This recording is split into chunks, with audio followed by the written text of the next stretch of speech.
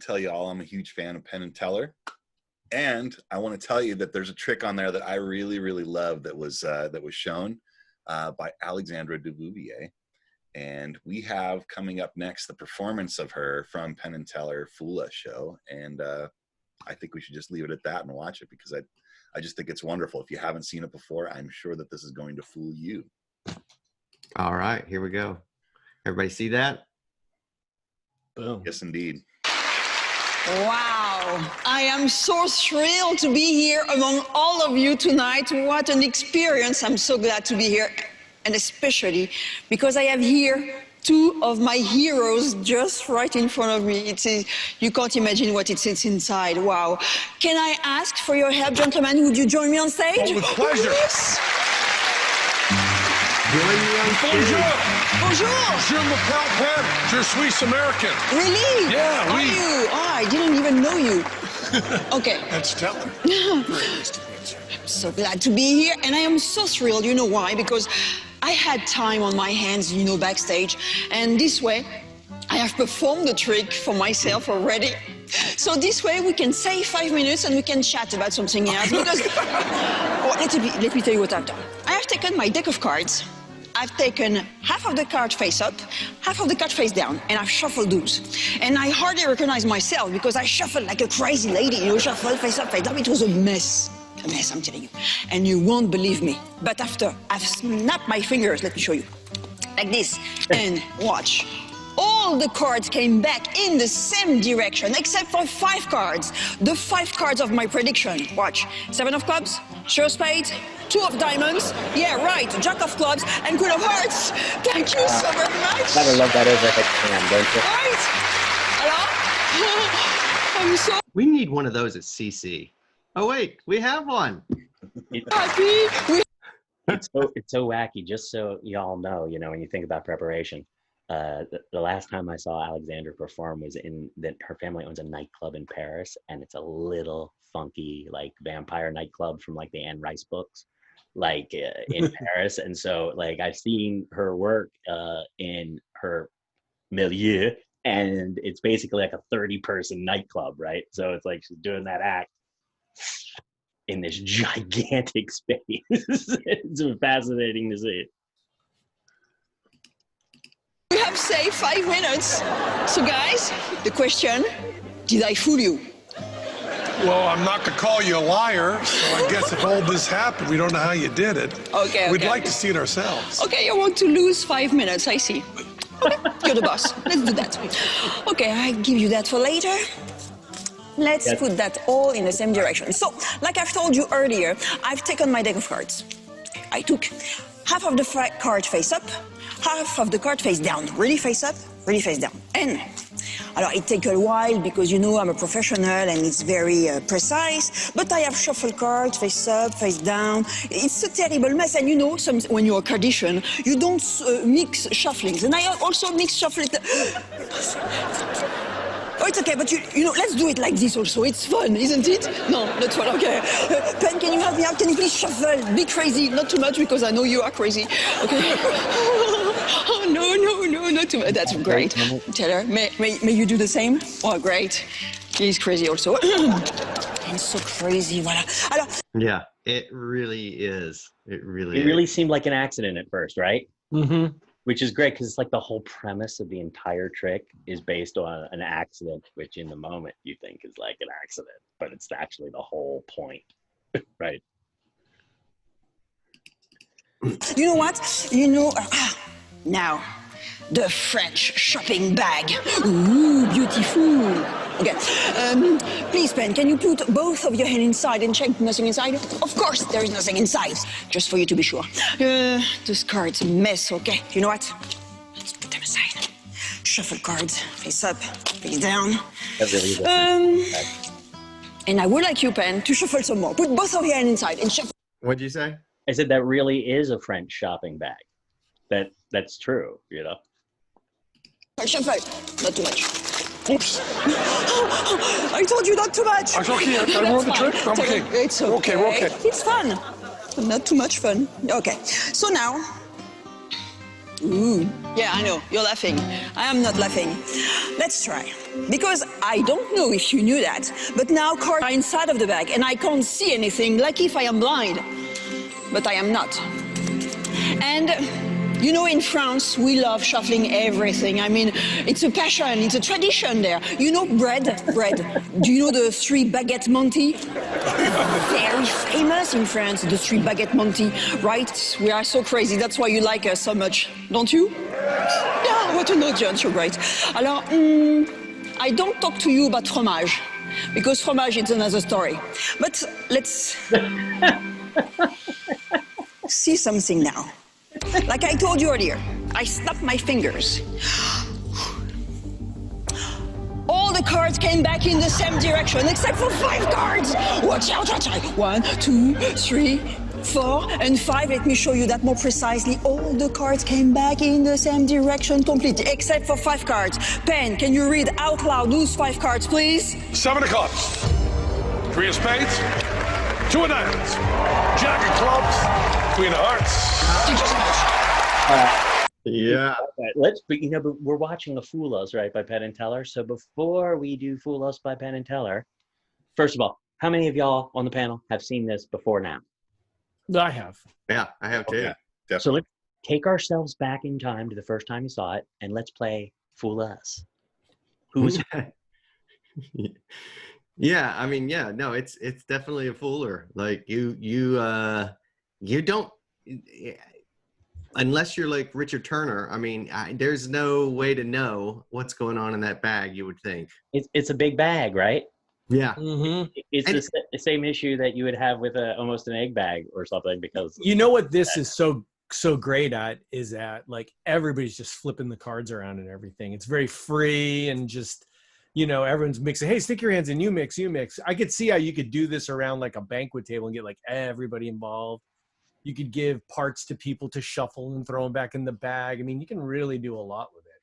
including, you know, as Greg just said, the bag is ordinary. The bag is ordinary, but one of the things that can happen in real life, like this was a TV thing, right? Yeah. So like trying to convey the idea that you would in real life, you might just toss the bag to the people. And while you're shuffling the card and doing a preamble, have anybody who wants get at the bag, you know? But the bag is what's genius about it, though, right? Because this, I wasn't fooled when I saw it, but I recognized it when I saw it because, you know, you guys know I worked, you know, in the magic industry selling magic to magic stores for a lot of years. I worked for a magic distributor and I saw every magic idea that was coming to market for a good decade or so. And I saw this idea. This came across my desk and I thought it was wonderful, but it was never what this is. It was used for many different things, but not letting spectators shuffle in this way. And then the bag, the addition, what Dominique Duvivier created here, I think is a masterpiece. And that's what I thought when I saw it on TV. That's where I was with it, was that this has been elevated to what it wanted to be when it was first put out. And so the idea of that, you weren't fooled, but you were astonished. I was astonished and I was so happy because I saw something become real magic that was just it was an interesting idea before, you know, it had interest. There's things you could do with that deck of cards, but to see it elevated to that, you know, that made it magic. And for me, it just tickled me because I just love seeing good magic. You know, it was like seeing a magic effect that Penn and Teller do. I think Penn and Teller are very good at taking ordinary things and making them extraordinary, you know, and I think that's what's happening here. It's I'm torn, right? Because we want to talk a little bit about, we want to talk around the principle. We want to give a little perspective on it, but I'm wondering, and I'm literally wondering. You know, normally I might say, when I say I'm wondering if we should do this, like what I mean is we should do this, but I'm legitimately wondering whether we should listen to Penn and Teller talk about it before we talk about it. We should let Penn and Teller talk about it. Yeah, absolutely. Yeah, let them do it. They got lawyers. Then we can talk about them too. That's right. Say, let's talk to Penn and Teller. Parlons à Penn and Teller. Parlons à Penn and Teller.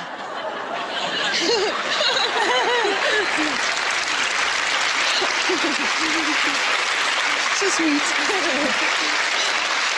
I got to tell you, Alexandra, I get asked all the time, I have a son and a daughter, if my son's into magic, and the answer is my daughter is into magic. And I'm so glad she's here tonight to see you, to see how great the daughter of a magician can be. Because your dad, Dominique, was great, and it's wonderful to see a daughter of a magician here. And Thank it's you. wonderful to see women in magic. It's just Yeah, fabulous. we have too few women in magic. Many too few. Thank you.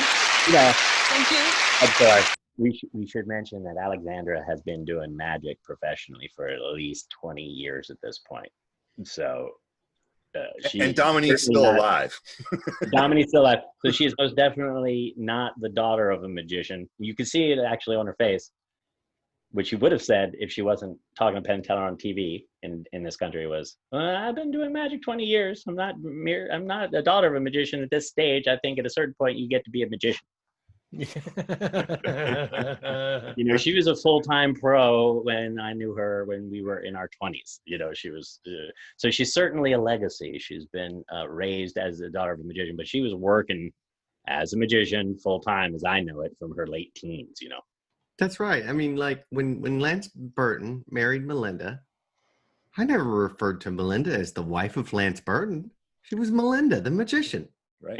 And she wasn't half the magician that Alexandra is. That's true. I'm No not, doubt about it. not to be critical, but you know, Melinda, look, to be a showgirl is a very honorable profession, and I believe that was the core trade of Melinda, right? But Alexandra is a dang magician, full time.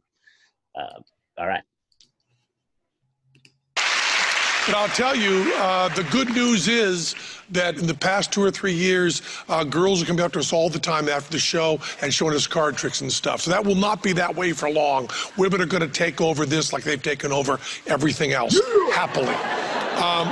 And your style is just fabulous. So much charm, so much class, just wonderful. And you know, we went a long time thinking about what you did, a long time. And we thought that if you maybe had the cards rounded in the corners that you might be able to, but then after Teller drew about 20 sketches and after we talked back and forth, we looked at each other and it dawned on us that we had one question to ask you and one question only after all this time you've been waiting. How do you say you fooled us in French?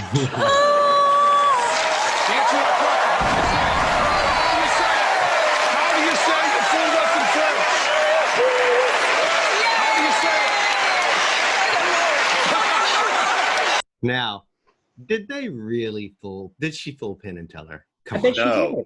No, here's the thing. We need to watch this next clip because the thing that happened is that they determined that she did not fool them. And then they went and talked to her. Teller went and talked to her and asked what she really did. They compared notes and you went, oh, I guess you did fool us. And this next clip sort of spells all that out. It's really interesting.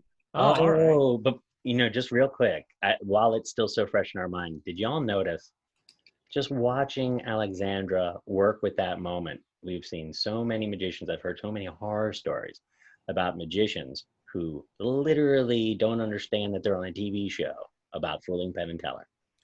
And they literally don't know how to deal with that part of the TV show because they, you know, I was talking with, when Greg Wilson was prepping his lecture for us, he had just come back from working for Penn and Teller and he was obsessed with fooling Penn and Teller. And, you know, hanging with Michael Close, who's a consultant on that show, and Johnny Thompson used to be a consultant on that show. You know, we spoke to them, you know, and it was obvious, but it was very clear for anyone producing that show. The idea isn't to fool Penn and Teller and get into a weird argument or debate with them. and just watching the way Alexandra was able to project so much communication while the camera was able to go to her and get a fascinating story without her ever getting involved in a conversation on stage like that. Now, of course, if this next clip shows another chunk where she does a lot of that, but I feel like she was playing that moment so beautifully. It's as educational as any other part of this. Yes, Steve. I was going to say, I think there's room for another show where they show Penn and Teller a trick and then they tell them that they know how it's done and then they just argue. Right, Right. Penn and Teller, Right. Anger Penn up. and Teller tell you to shut the hell up already. Right, right. That could be fun. Like the goal isn't to have a great TV spot. The goal is to get into an argument with America's most beloved magical entertainers. Yeah. What And one person who never speaks. Get in an argument with one person who never speaks. Then it's like the Osbournes or the Apprentice, right? That works. That's what you want. It's $1 million idea. Penn and Teller, call us. We got this. Penn and Teller, you know, I fooled you. You know, so there. You know, doesn't my dad could beat up your dad? Yeah. Right. I'm gonna take my deck and go home. All right, so let's watch this other clip and then we can go further.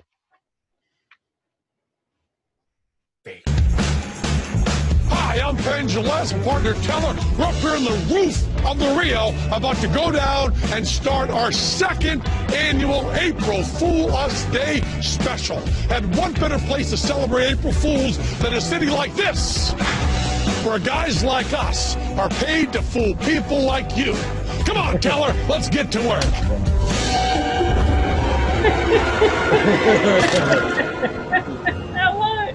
Oh, well. So how do we know whether we figured out the magic behind the magic?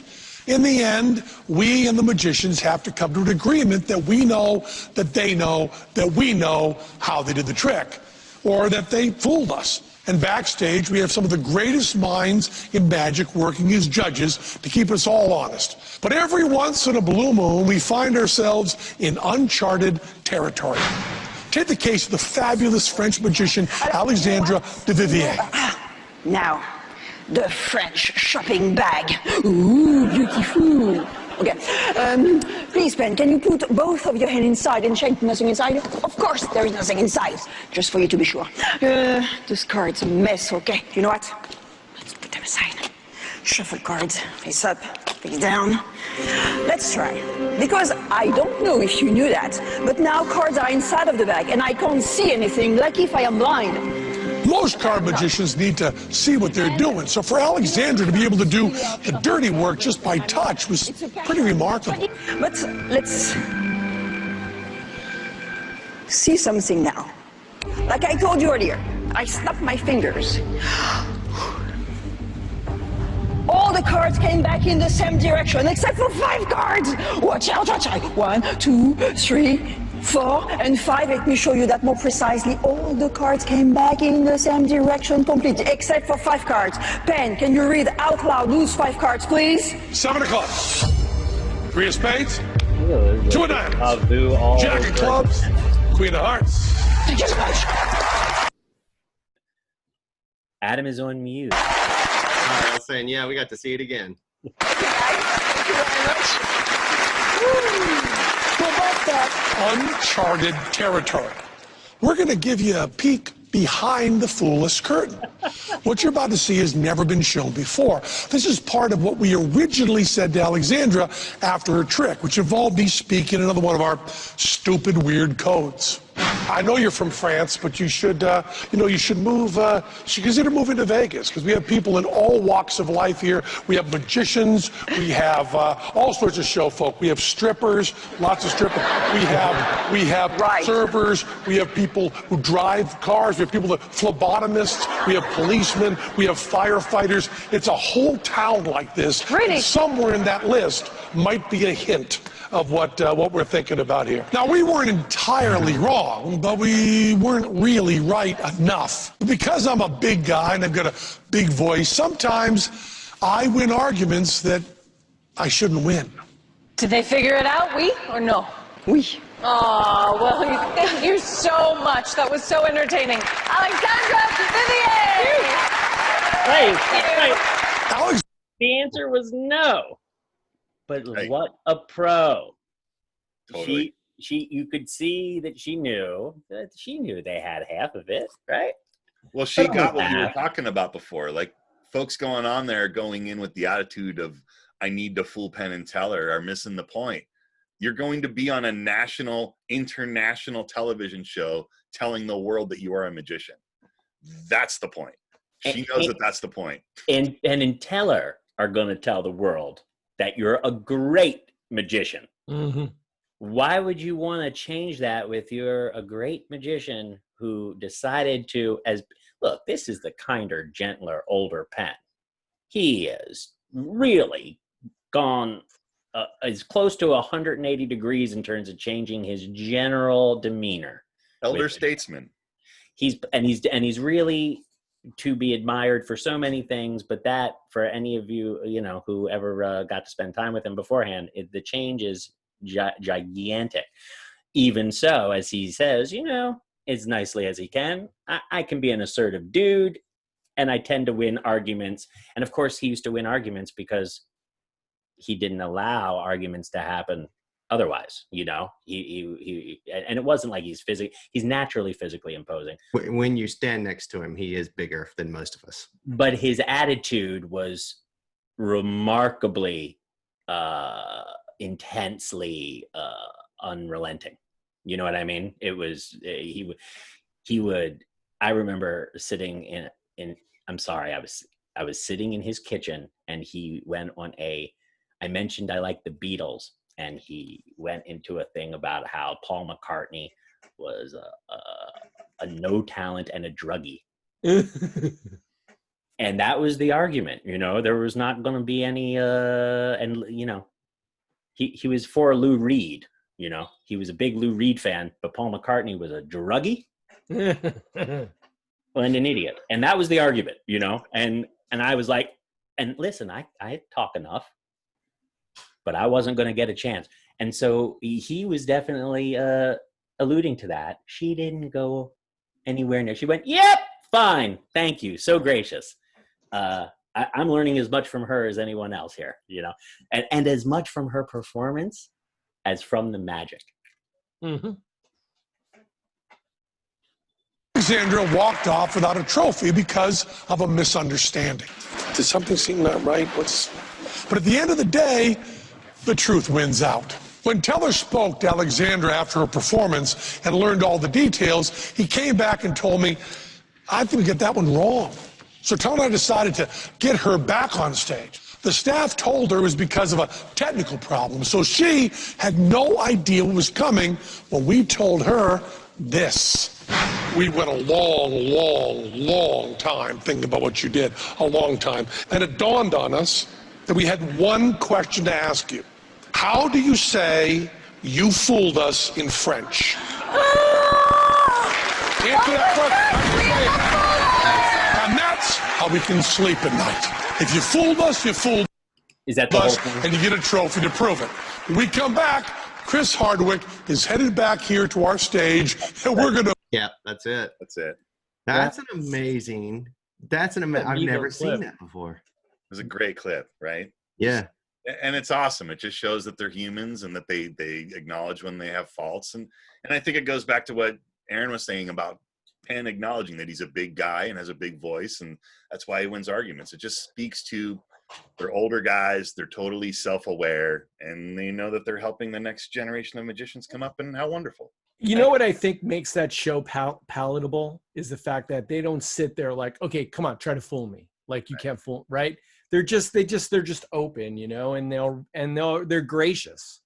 And they get to the point, really to the point of what fooling a magician is, because there's this whole classification of tricks.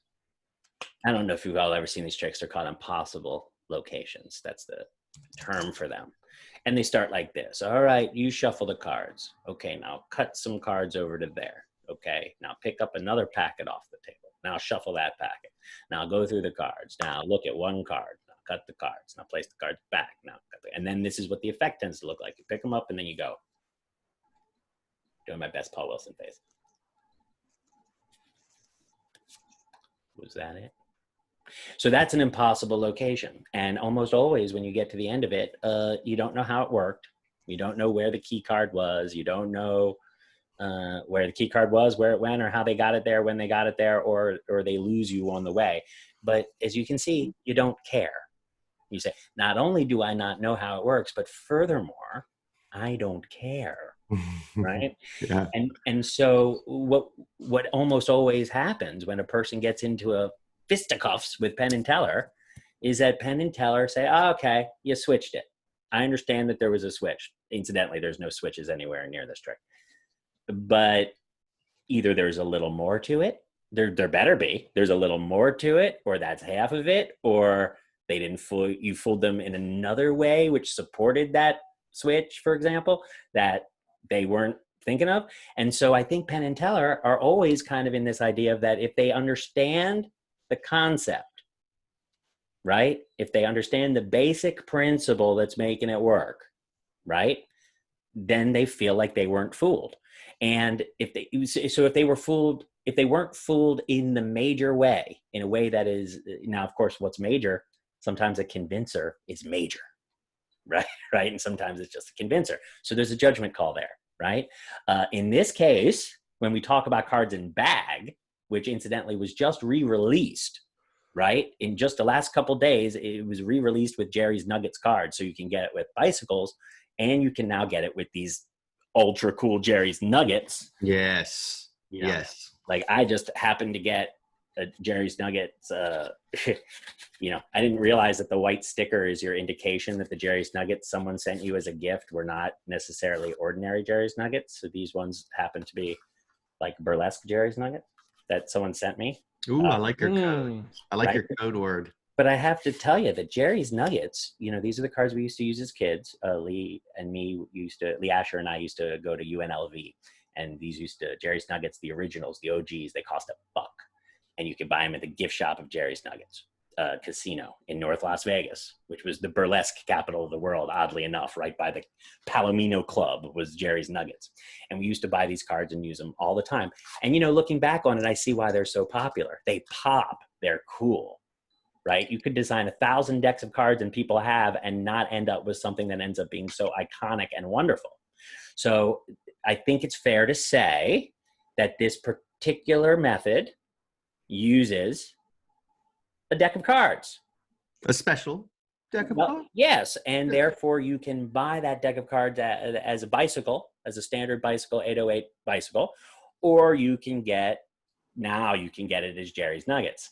So I think it's fair to say you can't get this particular method for this trick. It takes a whole deck of cards, takes a special deck of cards, right? And you can't get that deck of cards any other way. There's no other special trick decks that let you get access to what's in that box. And what's in that box is widely usable. What, like Alex was saying, what makes this trick so wonderful is that it takes an old principle and gives it such a good reason to exist. This trick is so powerful, it really uses that principle in a way that no one ever conceived of. So it's a special deck, right? And it's now available again, but for the first time with the Jerry's Nuggets. It's still, I don't even know if we have a link to even share with it, Adam, do we? No, I mean, it's in our store, but I'll try to drop a link in the description. Steve? I was going to say, in watching this, I'm sure you guys are familiar with the effect called smartass. It's, Yeah. Are you familiar with that? And that's like a real versatile trick. You know, you can do so many different things with it, with the principle of it. And then when I look at this, I think, man, there's so many things that you can do with this. The payoff can be so many different ways. You could pay off the aces, a prediction, a phone number, just about anything. It's so powerful. You do it as a multi-selection payoff. It's just so powerful. I think this is great. I'm thinking about picking one of these up. So, I mean, here's the thing. This trick, when I think of the best, there's aspects of Juan Tamariz and European card magic, right? That are involved. Everything from memorized decks to all kinds of really intense, difficult stuff. But the aspects of what we generally call Spanish card magic that are the most exciting, the ones that we can all access, right? That we can all add to our magic without spending years learning any particular thing at all, right? Is the idea that the audience isn't just participating, but they are literally dictating the magic, right? So if I've got a trick where I'm going to pull 4 aces out of the deck, we all know that there's sleight of hand ways to do that, right? There's also trick deck ways to do that, right? But having an audience shuffle makes something stronger, obviously. But in this trick, they didn't just shuffle, right? Mm-hmm. The cards were thrown out to everybody present at the table, and everybody made a total, utter, chaotic mess. The audience has a visual and sense memory of really confounding this deck of cards in such a way that nobody could know where anything is. Nobody could have any way of controlling anything. The audience has now, in a way we can't see on TV, they could give you their own bag. They could dump their purse out, right? And throw you an empty purse. Then mix up those cards, then stick them in the bag. There's another thing there too, Aaron, that I didn't realize till this moment, was that bag plays an important role, because it's almost as if the cards are discarded, right? Everyone's throwing them around on the table, and it's like you're holding that bag up to collect the garbage, right? And it's in there and you just don't care. And I think that breaks it, right? At that point, it's like not a card trick anymore. It's like something different. It morphs at that moment. It's really powerful. All those elements are just so powerful. So I can say, I know Adam's on mute, that this particular deck of cards, as a professional card magician, the principle involved, for any of the reasons that anyone used to be able to think of, I wouldn't need that deck of cards. This trick is easy to do. Anyone can do this trick. Anyone can do this trick, and the deck will feel, I believe, absolutely normal, so that these cards can legitimately be shuffled and held by anybody. Alex, that's totally true, right? There's not a single thing to perceive or notice. You can do your whole magic show. You can do your other tricks with these cards, right? You can have these cards selected individually. You could have them signed. I wouldn't want to necessarily do that. You can do all that stuff. When this thing originally came out, that was what it was for, was to use this deck as your normal deck of cards and have spectators shuffle, but you have complete control. Yes. Right. So it's not like a trick deck that, you have to keep people away from. Quite the opposite. Adam? I was curious, Alex, what other, so her approach was to have a prediction, and that prediction, she used a joke at the beginning, but then all that procedure happened, and mixing in the bag, and then her prediction was right the second time under these impossible situations and conditions. So what other types of effects could you do besides with this prop, besides cards and bag, Alex? Well, you can have anything show up, right? So you can basically control, like, you want to have the deck shuffled, and you can control a suit. You can do an ultimate, like, out of this world, where you have red and black separated. I mean, there's a lot of different things that you can control using this concept. So it's almost one of those things that's like limited by your imagination. So just to be clear, right? The whole point is that the audience shuffles the deck in a very similar way, right? You can have as many people as you want participate. You can have everyone get their hands dirty in an astonishing way, where it's the kind of trick where you could do 3 sleight of hand tricks beforehand and do this trick, and they would believe everything you did was magic, right? Because they got in there so much, right, that no one can convince them otherwise, right? It creates, so once they do all that shuffling, you can make them be reds and then blacks. You can separate the reds from the blacks instantly. You can make it face up and face down. You can do triumph, right? You can find a selected card. You could probably find a card. You imagine you pick a card, you put it back in, everyone mixes the cards up. Now the cards are completely segregated, magically reds and blacks, but the one black card in the red pile is the selection, right? You can instantly find a selection in the fastest way possible after the cards were mixed like that. You could have 4 aces or a royal flush. In this case, Alexandra chose to have 4 different completely random cards selected, because I believe she made a decision that for this effect, it was the most believable and impossible, because she could have just as easily done that and had all the cards face up except for the 4 aces, right? But I believe she decided it would be more magical and less card sharky, right? Which is because that, if you start pulling out 4 aces, it feels like a skill trick, right? It's meant to. This is designed to be bleeding impossible, right? It's really not possible, no matter how much cover you have. You could do that trick with 3 spectators holding onto your elbows, right? So nothing gets in, nothing gets out. The reason a lot of those things don't happen in this video is because the primary thing is making sure it takes up the time, space, and shape that you need for the TV, right? 2 spectators on stage, TV cameras. Your magic show, you can involve 5 people. You can have 2 of them holding your hand, holding your arms to make sure nothing gets in and nothing gets out. You could take off your shirt if you have the kind of body that makes that, you know, a positive thing for you. In my case, I always like to put more clothes. Yeah, we all do. You could also add that Darwin Ortiz thing. You have someone stand behind you and cover your eyes, so it seems even more impossible when you're doing all these things, to add another level, right? I love it. And that's just using the bag itself, that's Dominique's innovation to this trick. Originally, this thing was just the deck of cards, and there's things you can do without that aren't obviously not using that shuffle thing. I think that's the power of it. For me, that's what elevated it, was doing all that shuffling stuff. But just for regular card magic, there's a lot of things that can be done with this special thing. An interesting point about the bag. I had a conversation. Man, I'm doing a lot of name dropping today. I just really want to say it's embarrassing and weird, but I want to give the credit. I had a conversation with Bill Kalush once, who actually was the one who released the Jerry's renewal project, right? And he was trying to turn me on to the work of Robert Houdin, another famous French magician, so famous, often considered the guy that gets credit for taking a magician out of Merlin's robes and putting him in a modern business suit. Of course, this is 100+ years ago. Robert, he was trying to turn me on to that. He loves French magic, right? The history of French magic. And he was really interested in this idea that the egg bag, right?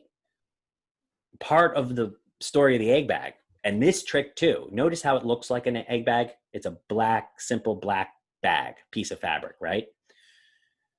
Well, now we've got a focus on green purchasing, right? Now plastic bags have been discovered to be terrible for the environment, and people are slowly being forced by law in this country, where they fight it, to use renewable cloth bags, right? But long before the advent of plastic, shopping bags were cloth. Shopping bags have always been cloth. You went to the market with a sack, you put your baguette and your stuff in the sack, and you toted it home. So that has carried through, and it sits in people's dreams. Food out of bags is a very old thing for people. They don't have to know about it. They don't have to think about it. They don't even have to.